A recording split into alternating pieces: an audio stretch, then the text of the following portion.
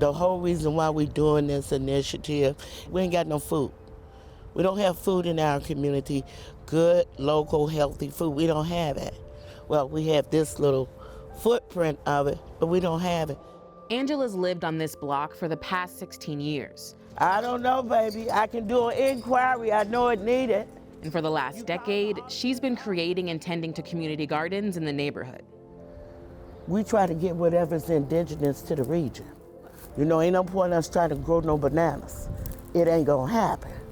But our basic cultural staples, we want to grow, because when people come and shop at the market, we want to have things that they want to buy and will buy. We're in Garfield Park, one of Chicago's 77 neighborhoods. And like many other South and West Side communities of color, there isn't much access to fresh and affordable food. But Angela's one of several community members working to fix that. Cue the grocery pop-up. Over the course of the last 6 to 8 months, the Garfield Park neighborhood has experienced a loss of a major grocery store. And so 40 Acres and Top Box and Garfield Park Community Council and Right to Wellness mobilized to secure funding in order to create this pop-up grocery store in order to provide for people's grocery needs. The neighborhood lost its last grocery store in February of 2022, forcing its residents to leave if they want fresh and healthy food options. But this trend started long before the pandemic. COVID just sped up the process. Now, areas like these are often called food deserts. The term originated in Great Britain in the 90s and gained a lot of traction in the US by the 2000s. But many academics and activists like Liz aren't too keen on it. I feel like food desert, while a visual that tells people like, oh, there's no food in this area, it's highly inaccurate, because there is food here, but it's the kind of food that's here that tells the tale. You have a lot of processed food, a lot of fast food. It is not food that gives life, that gives people health. And I also feel that food desert is a benign term. Deserts tend to be thought of as a naturally occurring environment, so we tend to think, oh, some neighborhoods just don't have food and others do, and that's just market forces, that's just natural forces. And it absolves anybody for any kind of responsibility for why things are the way they are.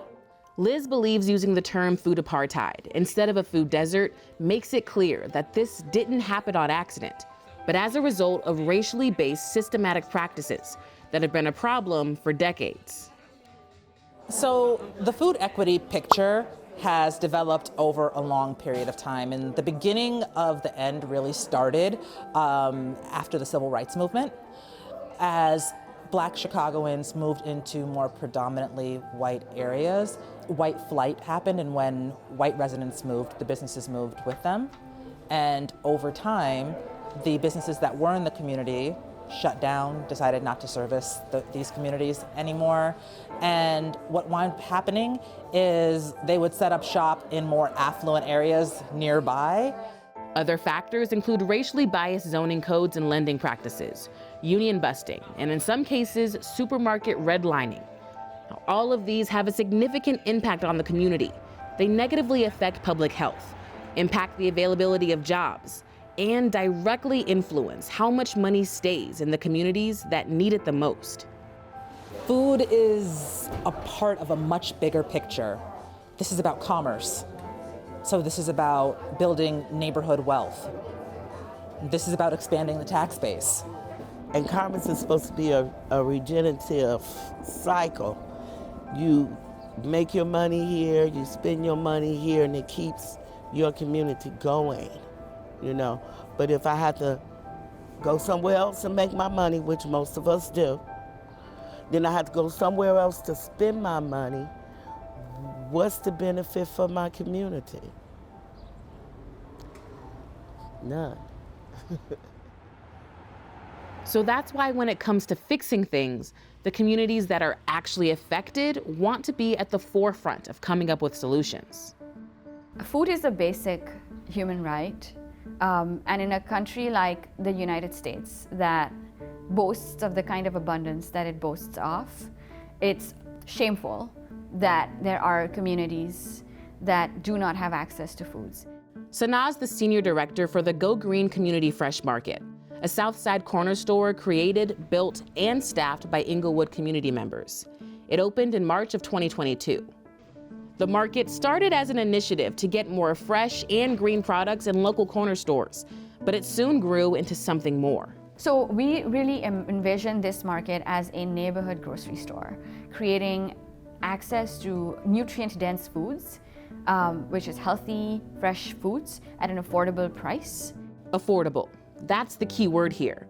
Because what's the point of having access to fresh food if you aren't able to buy it? Everybody has like the right to like having healthy food and like food that's not going to kill them. I mean, like we're not even just talking about better quality of food. We're talking about like exponentially, we're talking about edible food versus non-edible food. Like it's like we got to talk about how can people have like a dignified experience with like the food that they eat and that they feel like, okay, like this is great and it's great across the board. And so like it's not this like culture of like you have it and I don't. Dakari works to make sure that every stop on the food supply chain, from the growers to the distributors, is socially and racially just. Because at the end of the day, this isn't just about food, but about our community's longevity. We're looking at food as like a tool to like remediate like a lot of like the economic loss that like we're seeing. We're looking at food as like a hot spot, like a lightning rod for like employment opportunities to like happen within like different neighborhoods that hadn't necessarily been experiencing that prior to. We're looking at food as like a combatant to like, you know, things that like are kind of detrimental to community.